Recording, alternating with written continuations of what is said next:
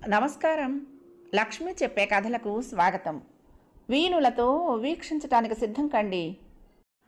ప్రియ సఖులు, ఇప్పుడు మనం ప్రముఖ రచయిత శ్రీ తిరుమల శ్రీ గారు రచించిన లేగ పిలిచింది అనే ఒక చక్కటి కథను విందామండి.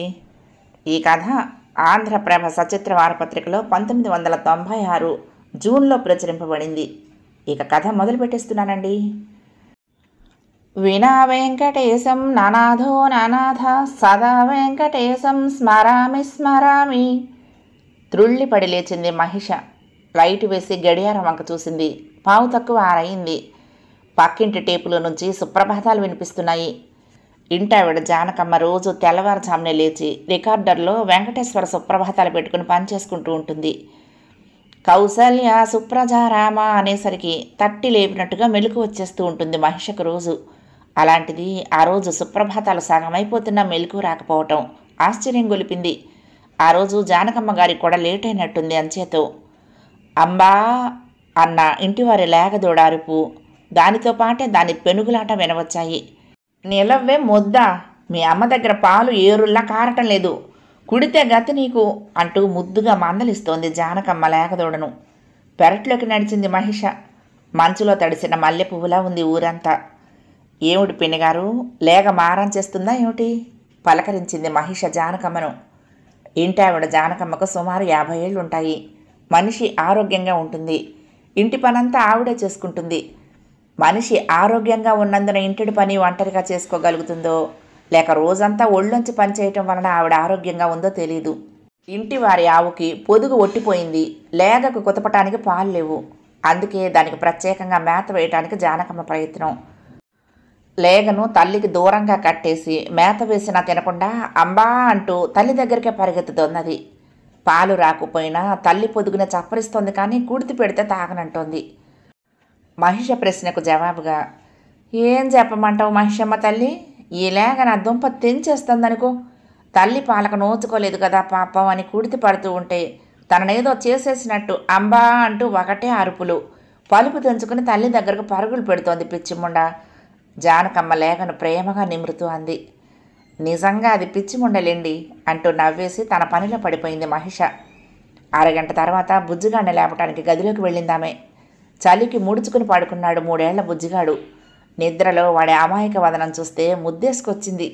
వాడి నిద్ర చెడగొట్టడానికి మనసొప్పలేదు, కానీ లేపక తప్పలేదు.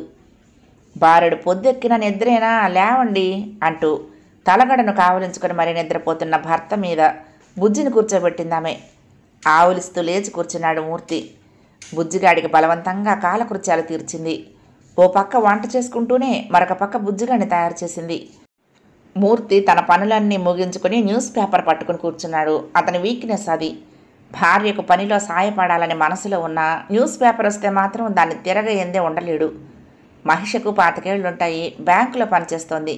భర్త మూర్తి ఓ ప్రైవేటు కంపెనీలో అసిస్టెంట్ మేనేజర్. 3 ఏళ్ల బుజ్జి వారి సంతానం. నెల్లాళ్ల క్రితం వరకు మూర్తి తల్లి ఉండేది కనుక బుజ్జిగాడి సమస్య లేకపోయింది ఆ దంపతులకు. కానీ నెల క్రితం ఆవిడ చెప్పా చేయకుండా కాలం చేయటంతో అసలు కష్టాలు ఆరంభమయ్యాయి వారికి. దంపతులిద్దరూ ఉద్యోగాలకు పోతే రోజంతా పసివాణ్ణి చూసేవారు లేరు. ఇరుపక్కల అందుకు ఉపకరించే బంధువులు కనిపించలేదు. పిల్లాన్ని పని పిల్ల మీద వదిలి వెళ్ళటం ఇద్దరికీ ఇష్టం లేదు. అందుకే మహిషను ఉద్యోగం మానేయమన్నాడు మూర్తి. బుజ్జిగాడు కొంచెం పెద్దయ్యేంత వరకు. నిజానికి మూర్తికొచ్చే జీతంతో ఆ చిన్న కుటుంబం సౌఖ్యంగానే గడిచిపోతుంది. అయినా చక్కటి బ్యాంకు ఉద్యోగం వదులుకోవటం మహిషకు సుతరామో ఇష్టం లేదు. భర్త ఎంత బోధించినా ఉద్యోగం మాననుగాక మాననంది. చివరికి ఓ క్రష్లో చేర్పించారు బుజ్జిని. ఉదయం బ్యాంకుకు వెళ్ళేటప్పుడు వాడిని క్రష్లో విడిచిపెడుతుంది మహిష. సాయంత్రం వచ్చేటప్పుడు తీసుకొస్తుంది. ఆ సెంటర్లో 15 మంది పిల్లల దాకా ఉన్నారు. అంతా ఇంచుమించు బుజ్జి వయసు వాళ్లే. అక్కడ పిల్లలకు రకరకాల బొమ్మలిచ్చి ఆటలాడించటం, పాటలు పాడించటం, తిండి తినిపించి నిద్రపుచ్చటం వగైరాలు చేస్తారు. ఉదయమే తనతో పాటు చలిలో ఆ పసివాణ్ణి కూడా లేపి కూర్చోబెట్టడం మనసుకు బాధగానే ఉన్నా గత్యంతరం లేదు మహిషకు. ఇంటి పనంతా ఒక ఎత్తు, బుజ్జిగాడిని తయారు చేయటం మరొక ఎత్తును. అన్నేళ్లు వాడి సంరక్షణ అంతా అత్తగారు చూసుకునేది. ఇప్పుడు హఠాత్తుగా వాడితో తాను కుస్తీ పట్టాలంటే ఏ రోజుకు ఆ రోజే ఓ యజ్ఞం అయిపోతుంది. పోనీ మూర్తి ఉన్నాడంటే తన పనులు తానే చేసుకోలేడు, ఇక పిల్లాడికి ఏం చేస్తాడు? తనకిప్పుడు 2 పసివాళ్ళు. ఆ ఆలోచన వచ్చినప్పుడల్లా తనలో తానే నవ్వుకుంటుంది మహిష మురిపంగా. బుజ్జిని క్రష్లో చేర్పించి నెలైపోయింది. మొదట్లో వాడు మారాన్ చేసినా రాను రాను అలవాటు పడిపోయినట్టే కనిపించాడు. తోటి పిల్లలతో ఆటలు పాటలు వాడికి సంతోషంగా ఉన్నట్లు అనిపించింది మహిషకు. ఎందుకంటే సెలవు రోజున ఇంటి పట్టునుంటే ఇవాళ మనం డాల్ హౌస్కి వెళ్ళమా మమ్మీ అని అడుగుతున్నాడు వాడంతట వాడే. క్రష్లో ఆడుకోవటానికి బొమ్మలు ఎన్నో ఉంటాయని, అది డాల్ హౌస్ అని ఓసారి మహిష అనటంతో అప్పటి నుంచి దాన్ని అలాగే పిలుస్తున్నాడు వాడు. వాడి మాటలు ఆలకిస్తూ ఉంటే రోజంతా వాడితోనే గడపాలనిపిస్తూ ఉంటుంది మహిషకు. అంత ముద్దుగా ఉంటాయి వాడి పలుకులు. ఆ మధ్య క్రష్లో చేర్పించినప్పటి నుంచి కబుర్లు ఎక్కువే చెప్తున్నాడు.